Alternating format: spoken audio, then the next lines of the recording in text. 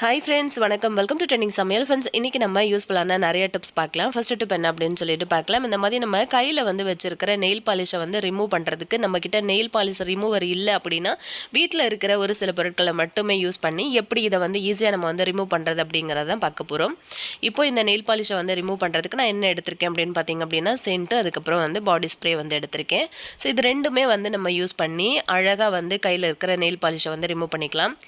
First நான் அந்த மாதிரி பாடி ஸ்ப்ரே யூஸ் பண்ணி உங்களுக்கு ரிமூவ் பண்ணி காட்டுறேன். லைட்டாக அந்த இடத்துல ப்ரெஸ் பண்ணிவிட்டு அந்த மாதிரி ஒரு காட்டன் பஞ்சு வச்சு இந்த மாதிரி நீங்கள் நல்லா அழுத்தி கொடுத்து தேய்ச்சி விட்டிங்க அப்படின்னா உங்களுக்கு ஈஸியாக சூப்பராக உங்களுக்கு ரிமூவ் ஆகி வந்துடும். உங்களுக்கு பாருங்கள், நான் எப்போவுமே நெயில் பாலிஷ் நல்லா டார்க்காக இருக்கணும் அப்படின்னா டபுள் கோட்டிங் கொடுப்பேன். ஸோ அதனால எனக்கு ரிமூவ் பண்ணுறதுக்கு கொஞ்சம் டைம் எடுக்குது.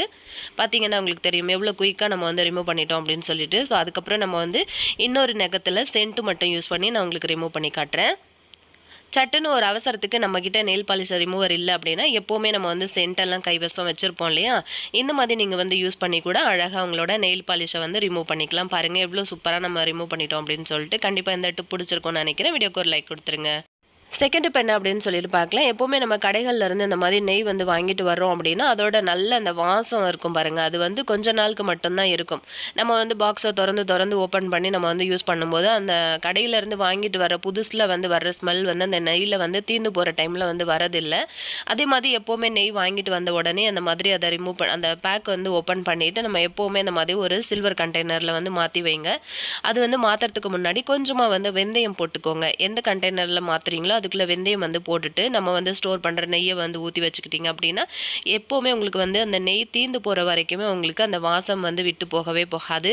புதுசில் உங்களுக்கு எப்படி நல்ல வாசம் வருமோ அதே மாதிரி நெய் தீர்ந்து போகிற வரைக்குமே கடைசி சொட்டு நெய் இருக்கிற வரைக்குமே நல்ல கமகமன்னு வாசமாக இருக்கும்.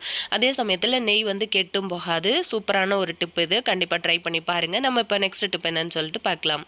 நம்ம முட்டையை இந்த மாதிரி கட் பண்ணும்போது, அதாவது பாதிக்கு பாதியாக நம்ம கட் பண்ணுவோம்ல, அந்த மாதிரி கட் பண்ணும்போது முட்டையோட மஞ்சக்கரு உதிர்ந்து போயிடும். நம்ம முட்டையை யூஸ் பண்ணி நம்ம ஒரு போண்டா போட போகிறோம், அப்படி இல்லைனா மசாலா போட்டு ஃப்ரை பண்ண போகிறோம் அப்படின்னு பார்த்தீங்கன்னா நம்ம முட்டையை பாதியாக கட் பண்ணோம் அப்படின்னா அந்த மஞ்சக்கரு உதிர்ந்து போயிடும்.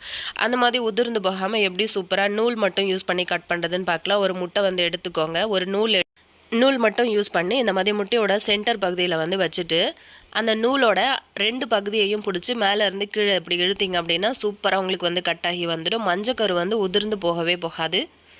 செம சூப்பரான ஒரு டிப்ஸ்ன்னு நினைக்கிறேன். கண்டிப்பாக நீங்களும் ட்ரை பண்ணி பாருங்கள். நம்ம இப்போ நெக்ஸ்ட் டிப் என்னன்னு பார்க்கலாம். நம்ம வீடுகளில் எலி தொல்லை ரொம்ப ஜாஸ்தியாக இருக்குது அப்படின்னா இப்போ நான் சொல்கிற டிப்பை கண்டிப்பாக நீங்கள் கண்ணை மூடிட்டு ட்ரை பண்ணி பாருங்கள். சூப்பரான ஒரு பெஸ்ட் ரிசல்ட் உங்களுக்கு கொடுக்கும். நான் இந்த டிப் ஆல்ரெடி நான் ஷேர் பண்ணியிருந்தேன். ஆனால் நிறைய பேருக்கு இது ரீச் ஆகலை. ஸோ அதனால நான் இன்றைக்கி இந்த வீடியோவில் ஆட் பண்ணியிருக்கேன். லாஸ்ட் 1 வீக்காக பார்த்திங்கன்னா எங்கள் வீட்டில் ஒரே ஒரு எலி மட்டும் அடிக்கடி கிச்சனில் பார்த்துட்டு இருந்தேன். ஸோ அதை எப்படியாவது பிடிக்கலாம் அப்படின்னு சொல்லிட்டு நானும் ட்ரை பண்ணி நிறைய அந்த எலி கூண்டெல்லாம் வச்சு பார்த்தேன். அந்த ஃப்ரிட்ஜுக்கு பின்னாடி போகிறதெல்லாம் நான் பார்த்தேன். ஸோ ஃப்ரிட்ஜுக்கு பின்னாடி போச்சு அப்படின்னா நமக்கு அந்த வயரெல்லாம் கடிச்சு ரொம்பவே நாஸ்தி பண்ணிடும் இல்லையா. ஸோ அதுவும் இல்லாமல் நமக்கு எப்போவுமே ஒரு பயம் இருந்துகிட்டே இருக்கும், எங்கே எந்த இடத்துல இருந்து வயர் கடிக்குது அப்படின்னு சொல்லிட்டு. இந்த ஐடியா ட்ரை பண்ணி பார்த்தேன். அப்படி பண்ணும்போது பார்த்திங்க அப்படின்னா அதை ட்ரை பண்ணினா ஒரு 10 நிமிஷத்துலேயே அந்த எலி மாட்டிக்கிடுச்சு. ஸோ கண்டிப்பாக உங்களுக்கு ரொம்ப யூஸ்ஃபுல்லாக இருக்கும் அப்படின்னு நினைக்கிறேன். கண்டிப்பாக நீங்களும் ட்ரை பண்ணி பாருங்கள். இது என்ன அப்படின்னு பார்த்தீங்கன்னா புகையிலை அப்படின்னு சொல்லி நீங்கள் கடைகளில் கேட்டிங்க அப்படின்னாலே அந்த ஒரு கட்டு 10 ரூபா 20 ரூபா அப்படின்னு சொல்லிட்டு உங்களுக்கு கொடுப்பாங்க. இப்போ இதை நம்ம ஒரு 2 விதமாக யூஸ் பண்ணிக்கலாம். எப்படின்னு பார்த்தீங்கன்னா ஒரு சின்ன பாத்திரத்தில் தண்ணி எடுத்துக்கோங்க. அதில் சின்ன சின்ன பீசஸாக கட் பண்ணி போட்டுக்கோங்க. அதை லைட்டாக கையில் பிச்சு போட்டிங்க அப்படின்னாலே அது சூப்பராக உங்களுக்கு பிக்க வந்துடும். அந்த தண்ணியில் ஒரு டம்ளர் வரைக்கும் தண்ணி எடுத்து அதில் போட்டு ஊற வச்சுருங்க. அது ஒரு அரை மணி நேரத்துக்கு ஊறட்டும். அதை டிஸ்டர்ப் பண்ணாதீங்க. மீதி இருக்கிறத பார்த்திங்க அப்படின்னா சின்ன சின்ன பீசஸாக நான் பிச்சு வச்சுருக்கேன். இப்போ அந்த தண்ணி பார்த்திங்கன்னா அரை மணி நேரத்தில் சூப்பராக அந்த புகையிலையோட சாறு ஊறிட்டு அழகாக உங்களுக்கு அந்த தண்ணியோட கலரே மாறி வந்திருக்கும். இப்போ நம்ம ரெடி பண்ணி எடுத்த இந்த தண்ணியை ஒரு ஸ்ப்ரே பாட்டிலில் ஊற்றிக்கோங்க. இப்போ இதை நமக்கு எலி தொல்லை எங்கெல்லாம் வருதோ அங்கெல்லாம் நம்ம ஸ்ப்ரே பண்ணி விடலாம். இன்னொரு விதம் என்னன்னு பார்த்தீங்கன்னா அந்த மாதிரி அந்த தண்ணி இருக்கு இல்லையா, அதில் இந்த மாதிரி காட்டன் பஞ்சை லைட்டாக அங்கங்கே தொட்டு டிப் பண்ணி எடுத்து வச்சுக்கோங்க. இந்த பஞ்சை எல்லாத்தையும் எடுத்துகிட்டு போயிட்டு உங்களுக்கு எலி தொல்லைகள் எங்கே இருக்கோ அந்த இடங்கள்ல எல்லாமே வச்சு விடுங்க. இந்த புகையில தண்ணியோட வாசத்துக்கு அந்த எலி உங்களுக்கு வரவே வராது. நம்ம புகையிலையை டைரெக்டாக வீட்டுக்குள்ளே போட்டு வைக்கும்போது ஒரு மாதிரியான ஸ்மெல் இருக்கும். அதை வந்து அவாய்ட் பண்ணுறதுக்கு நம்ம இந்த மாதிரி வந்து ஸ்ப்ரே டைப்பில் நம்ம வந்து ரெடி பண்ணி எடுத்துக்கலாம். அதுக்கப்புறம் பார்த்திங்கன்னா எங்களோட காருக்கு கீழேயும் அடிக்கடி வந்து இந்த எலி வந்து போகிறது, அந்த எலியோட இந்த கழிவுகளெல்லாம் வந்து நிறைய நான் பார்த்துருக்கேன். ஸோ வயரெல்லாம் ஏறி அங்கே உள்ளே உட்காந்துட்டு வயரெல்லாம் கடிச்சிருச்சு அப்படின்னா நமக்கு ஆயிரக்கணக்கில் செலவு வைக்கும் இல்லையா? ஸோ அதுக்காக நான் எல்லா இடத்துலையுமே வந்து அந்த புகையில தண்ணியை வந்து ஸ்ப்ரே பண்ணி விட்டுட்டேன். ஆல்ரெடி நம்ம வந்து வாஷிங் மிஷினுக்கு கீழே வந்து தண்ணி ஸ்ப்ரே பண்ணோம் இல்லையா? அங்கே வந்து அந்த எலி இருந்திருக்கும் போல். இந்த புகையில தண்ணி வந்து முகத்தில் பட்டு நல்ல ஒரு அரை மயக்கத்தில் இருந்தது இந்த எலி. எங்கள் வீட்டில் வேலை செய்கிற பொண்ணு பார்த்துட்டு அதை வந்து அரை உயிரோடு தூக்கிட்டு வந்தாங்க. அதுக்கப்புறம் இதை வந்து நாங்கள் தூக்கிட்டு போய் வெளியில் போட்டோம். பாருங்கள், அந்த தண்ணி வந்து ட்ரை பண்ணி ஒரு 10 நிமிஷத்துலேயே நமக்கு வந்து லைவாகவே ஒரு ரிசல்ட் வந்து சூப்பராக கிடச்சிது. கண்டிப்பாக இந்த ஐடியா உங்களுக்கு பிடிச்சிருக்கும்னு நினைக்கிறேன். ட்ரை பண்ணிவிட்டு உங்கள் ஃப்ரெண்ட்ஸ் கூடயும் ஷேர் பண்ணிக்கோங்க. வீடியோ பிடிச்சிருந்தா ஒரு லைக் கொடுத்துருங்க. டெய்லி நம்ம சமையலுக்கு யூஸ் பண்ணுற இஞ்சியை தோலை சீவி அந்த தோலை கொண்டு போய் குப்பையில் போட்டுருவோம். இதுக்கு மேலே அந்த மாதிரி தூக்கி போடாதீங்க. தோலை வந்து சீவி எடுத்துக்கிட்டிங்க அப்படின்னா, இப்போ நீங்கள் வந்து செடியெல்லாம் வீட்டில் வந்து வச்சு வளர்க்குறீங்க அப்படின்னா அதுக்கு வந்து நிறைய உரங்கள் வந்து கொடுக்குற மாதிரி இருக்கும். அதுவும் இந்த வெயில் காலத்தில் பார்த்திங்க அப்படின்னா அந்த வெள்ளை பூச்சி, அதாவது அந்த மாவு பூச்சி அப்படின்னு சொல்கிறோம்ல, அது நிறைய செடிகளில் வந்து பிடிக்க ஆரம்பிக்கும். அதுக்கு சூப்பரான ஒரு சொல்யூஷன் தான் பார்க்க போகிறோம். இஞ்சி வந்து இந்த மாதிரி தோல் சீவி நான் வந்து எடுத்து வச்சுருக்கேன். அதாவது இஞ்சி பூண்டு பேஸ்ட்டு அரைக்கிறதுக்காக நான் ரெடி பண்ணியிருந்தேன். ஸோ அந்த தண்ணியே அப்படின்னா முகத்தில் படும்போது நமக்கு ஒரு மாதிரி எரிச்சலாக இருக்கும். அந்த தோலை மட்டும் எடுத்துகிட்டு போயிட்டு நல்லா நைஸாக அந்த மாதிரி அரைச்சி எடுத்துகிட்டு வந்து மொத்தமாக வந்து அந்த தண்ணியில் வந்து கலந்து விட்டுட்டேன். கொஞ்சமாக தண்ணி மட்டும் நம்ம இந்த மாதிரி ஒரு ஃபில்டர் யூஸ் பண்ணி வடிகட்டி எடுத்துக்கலாம். மீதி தண்ணியை ஒரு 2 லிட்டர் தண்ணியில் வந்து சேர்த்து நல்லா அந்த மாதிரி கலந்து எடுத்து வச்சுருக்கேன். இப்போ நம்ம வந்து அந்த இஞ்சி தோலை மட்டும் வடிகட்டினோம்ல, அந்த தண்ணியை மட்டும் இந்த மாதிரி ஸ்ப்ரே பாட்டிலில் வந்து சேர்த்துக்கோங்க. நமக்கு வந்து பார்த்திங்க அப்படின்னா நம்ம ஆசையாக வந்து வளர்க்குற செடிகளில் வந்து இந்த மாவு பூச்சி தொல்லை வந்து ரொம்ப ரொம்ப அதிகமாக இருக்கும்.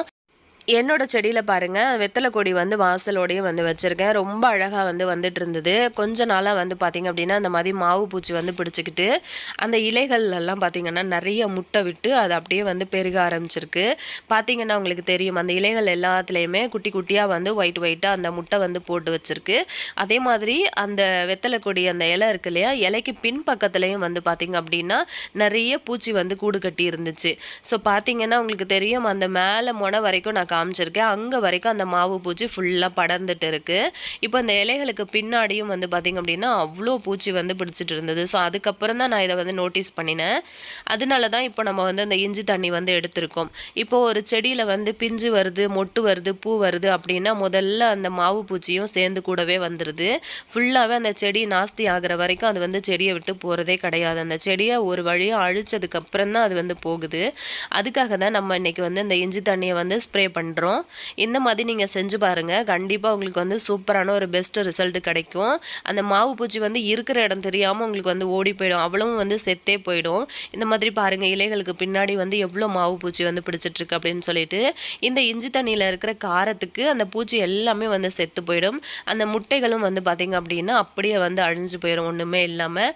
மொத்தமாக இந்த மாதிரி ஃபுல்லாகவே நம்ம வந்து ஸ்ப்ரே பண்ணி கொடுத்துடலாம். வாரத்தில் ஒரு தடவை இந்த மாதிரி வந்து இஞ்சி தண்ணி வந்து ஸ்ப்ரே பண்ணி கொடுங்க. உங்களோட செடிகளில் வந்து அந்த மாவு பூச்சி அப்படிங்கிற ஒரு விஷயம் வந்து வரவே வராது. நம்ம ஆல்ரெடி வந்து கலந்து எடுத்து வச்சுருந்தோம் இல்லையா, அந்த தண்ணியும் வந்து நார்மலாகவே இந்த மாதிரி செடிகளுக்கு கொடுத்துட்டே இருந்தீங்க அப்படின்னா இந்த மாவு பூச்சி தொல்லை அதுக்கப்புறம் உங்களுக்கு வந்து அந்த வெயில் காலங்களில் வந்து எறும்பு அதிகமாக வர ஆரம்பிக்கும். அதே மாதிரி அந்த இலையெல்லாம் சுருட்டிட்டு இருக்கும். அந்த மாதிரி பிரச்சனைகள் எதுவுமே வந்து வராமல் இருக்கும். இதுக்கு மேலே இந்த மாதிரி அந்த இஞ்சியை தூக்கி குப்பையில் போடாமல் இப்படி யூஸ்ஃபுல்லாக வந்து பயன்படுத்திக்கோங்க. இன்றைக்கி வீடியோ உங்களுக்கு ரொம்பவே பிடிச்சிருக்கும் அப்படின்னு நினைக்கிறேன். பிடிச்சிருந்ததுன்னா மறக்காமல் உங்கள் ஃப்ரெண்ட்ஸ் அண்ட் ஃபேமிலி மெம்பர்ஸோடையும் இந்த வீடியோவை ஷேர் பண்ணிக்கோங்க. நெக்ஸ்ட் ஒரு இன்ட்ரெஸ்டிங்கான நல்ல பதிவில் நான் உங்களை திரும்ப மீட் பண்ணுறேன் ஃப்ரெண்ட்ஸ். தேங்க்யூ.